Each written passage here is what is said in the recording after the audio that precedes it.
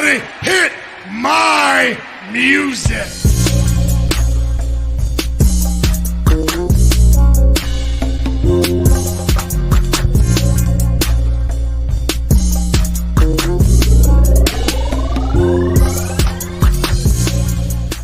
Welcome to the DY Prods channel. I am your guy, DY Fly, and we are in week 7. And what it do? Yeah, we've got some juicy matchups this weekend. You know, some heavy matchups that are like playoff preview type matchups. So I wanted to do a little preview. I'm not going to go through all the games, but I just want to hit on the main slate or the main games that are really gonna set the standard of who's where, who's the cream of the crop of the NFL. But yeah, you see, we're in week 7. So the Chicago Bears and Dallas Cowboys, they're on a bye this week. So if you're fans of them, you don't really have to worry about them. You can just sit back and relax and just enjoy some football without the stress of rooting for your team. So yeah, let's get through it. Let's get to it. And let's start with the 1:00 game, starting with the Seattle Falcons game. Seattle Seahawks, Atlanta Falcons. Seattle is 3-3, and the Falcons are 1-1. This is at the Falcons down in Atlanta. So this is it has a pretty high game total at 51, or yeah. So it looks like some points are going to be scored. I'm still in the middle about like Seattle. I think they're kind of up and down. Their defense doesn't play to the level that I'd like for them to play. Geno's playing exceptional, but his offensive line, especially on the left side, is god awful. They're terrible. And I think against the Falcons defense, Seattle could put up some points. I think this could go both ways. I think the Falcons against Seattle could put up some points. Will the Falcons defense be able to slow down the Seahawks though? That's the question. Because DK, he's playing well right now. So is Tyler Lockett. He might be the key. JSN is playing well, but Tyler Lockett, he's up in age, but he's playing well. So yeah, man. Seattle, they're tied with San Francisco at 3-3. Atlanta is at the top of the South, the NFC South at 4-2 with Tampa Bay, which we'll get to in a bit. But at home, Seattle, I don't like Atlanta, but they've been doing it. So I guess I'll take Atlanta. What's the spread? 3? I was about to say about 3, but I'll take Atlanta straight up. I'll take them straight up. Let's see. Texans versus the Packers. All right. So Texans are 5-1 and the Packers are 4-2. This is in Green Bay at Lambeau Field. CJ Stroud is playing amazing right now, but he's playing a lot of hero ball. They're getting outside of their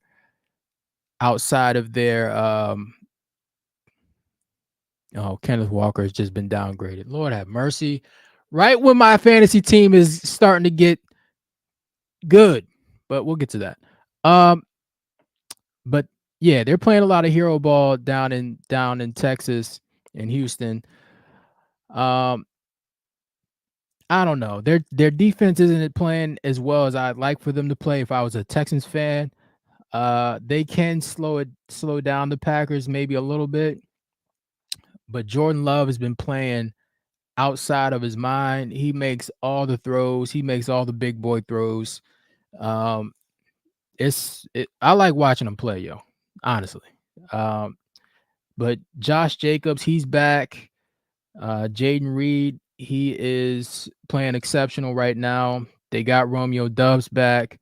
Christian Watson is back. Dontavian Wicks, I don't know if he's going to play or not, but we'll see. The Packers defense, they give up a lot of big plays, but they make big plays as well. So these teams kind of mirror each other. They have a lot of weapons on the offensive side, and their defenses, they play up and down, but they seem to make plays at the right moments. That's why I'm so interested in this game. My Eagles game is at 1, so I might have to be flipping back and forth between this one, but I'll say let's see. Green Bay is at 4-2. This NFC North is tough, yo. Look at this. Minnesota at 5-0, Detroit at 4-1, Green Bay at 4-2, and Chicago at 4-2. That's crazy. And the Houston Texans, they're at 5-1 with Indianapolis Colts trailing at 3-3. So I'll say the Packers get them. They have home field advantage. I'll give it to them for that. But they have a tougher road, and I think if they want to keep pace, they have to win this game. If the Texans lose this game, I think they'll still be all right because their division is not that good. But we're gonna see who comes out on top for that one. So I got the Packers for that. The Lions and the Vikings, another NFC North matchup. This should be good. The Lions are 4-1, and the Vikings are 5-0. So again, this is at 1:00. This is in Minnesota. Sam Darnold, his numbers look good, but he hasn't been playing well the past game and a half. Well, let me take that back. He's played well, but in the second half, he hasn't played that great. He hasn't played up to where he's played in the first half. So he's probably going to have to play a full game against these Lions because the Lions are serious, and we'll see that in the power rankings later on. But they may or may not be without Aaron Jones. Justin Jefferson, he's playing elite, and they got their guys, man. They got a lot of weapons on the Minnesota Vikings, but their defense, they blitz a lot. They bring a lot of pressure, and they get turnovers off that pressure, but they can be beat.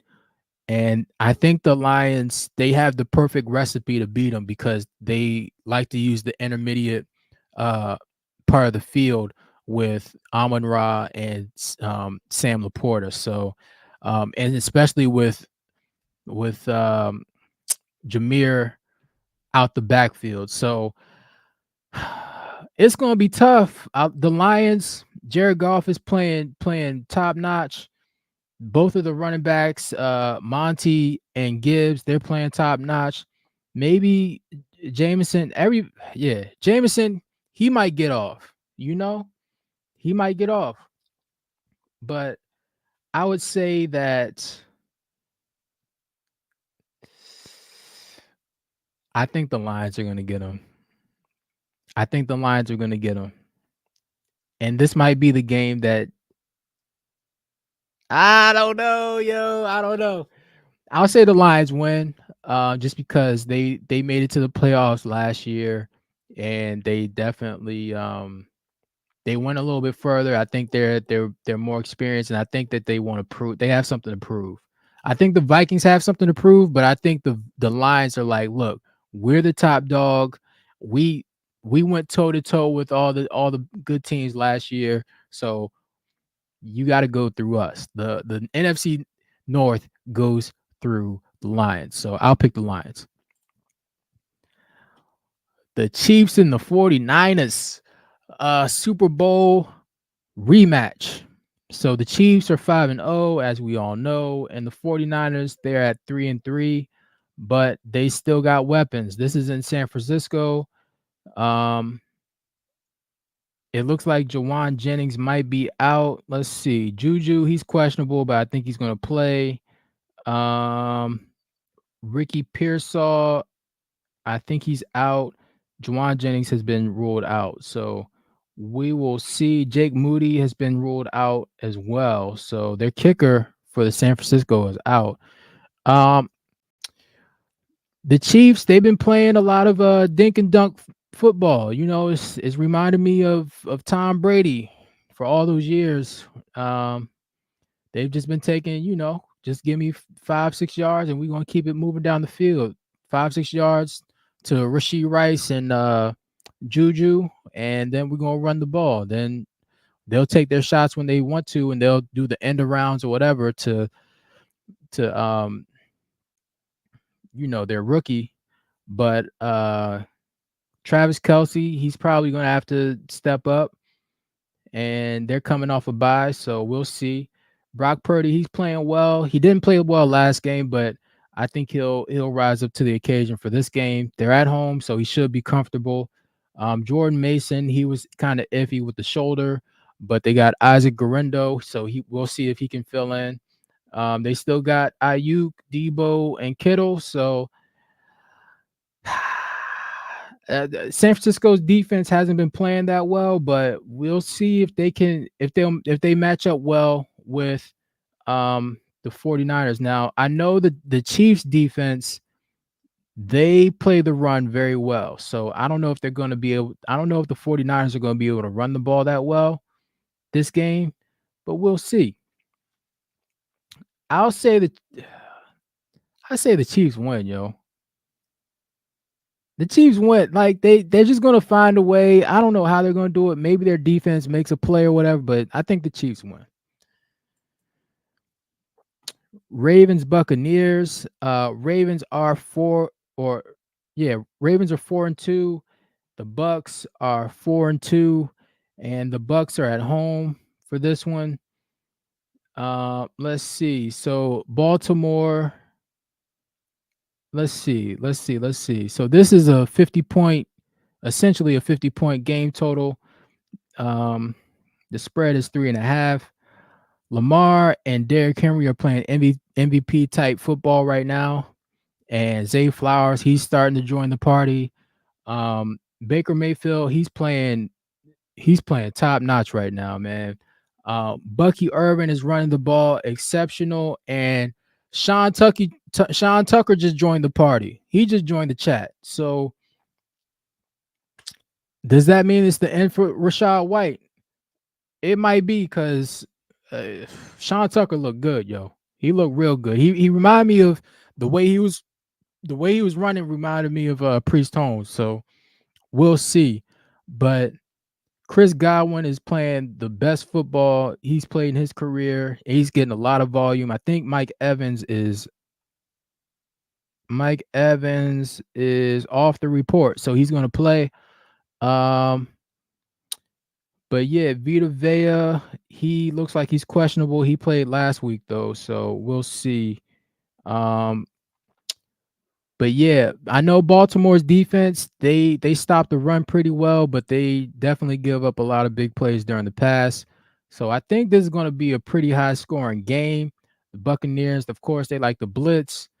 And Mark Andrews, he might get more involved. Him and Isaiah Likely, they might be able to take advantage of those open areas. And Zay Jones, he gets open pretty quick too. So I think the Ravens just keep it rolling. I like the Bucks, but I think the Ravens are just better right now. And the Ravens, like I said, Lamar and Derrick Henry, they're just incredible right now. But yeah, so let's get to the power rankings. I didn't realize how many bad teams there were this year until I did this, right? So let's start from the bottom, from 10, and we'll work our way up to 1. And we'll start with the Atlanta Falcons. Like I said, I'm not sure about Kirk Cousins. Like, I know he's playing better than he was at the beginning of the season, but there's something about this team I'm just not trusting, yo. It seems very fragile. Like I don't trust it. I don't trust it. There's something that's missing that I'm not feeling. I can't put my finger on it, but I need to see more. That's what tier they're going into.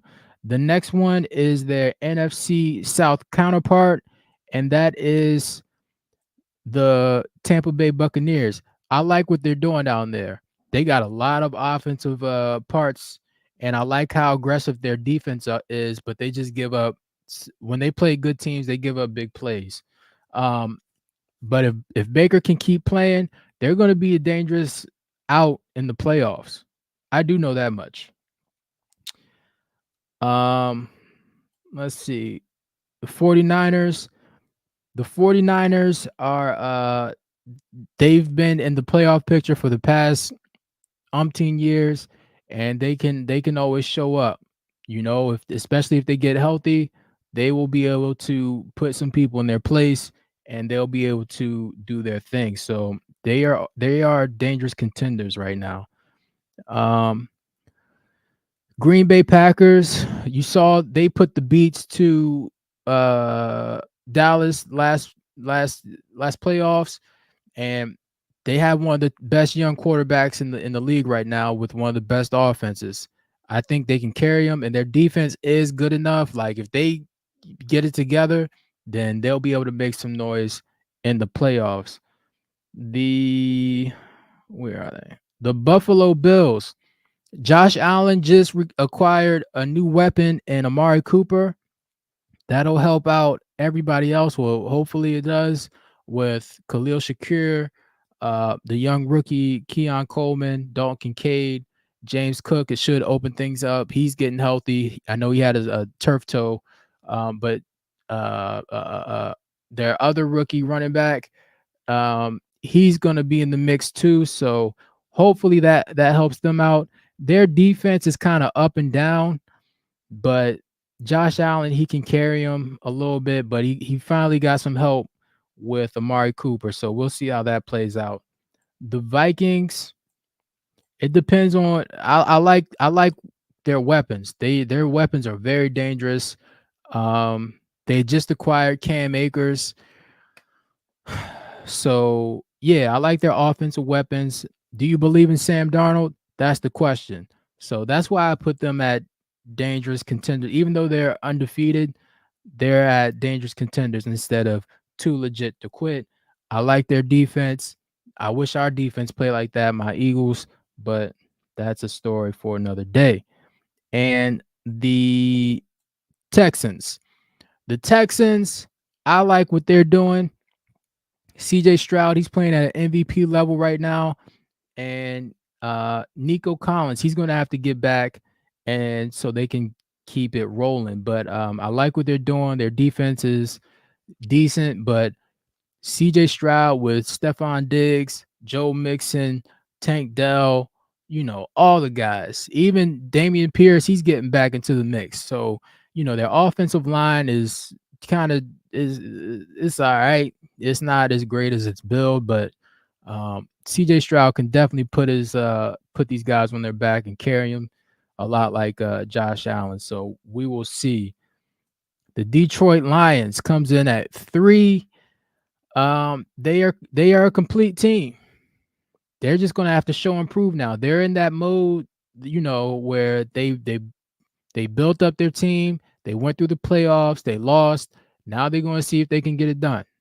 That's where they're at. All right. Their defense has some weaknesses, but it's not enough to keep them from reaching a Super Bowl to me. So that's that. The Baltimore Ravens with Lamar Jackson and Derrick Henry, so dangerous, so good. And then you got the outside weapons that just sprinkle it in, and they contribute. They're going to get Keaton Mitchell back, so that's going to help.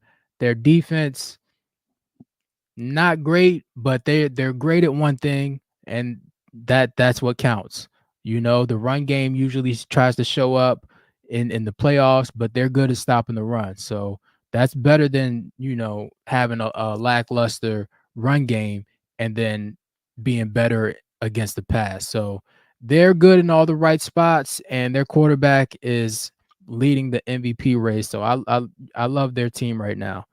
And then of course, number one, Patty, the GOAT, Andy Reid and Patty. As long as they're alive and kicking, it is what it is. All right. They're just good. They're too good. Their defense is really good. All right. Their defense is really, really good. I like them. They play tough. They play hard. So, that's all I got.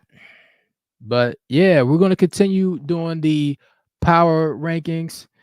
And yeah, this should be a good week of football. Enjoy it. Holla.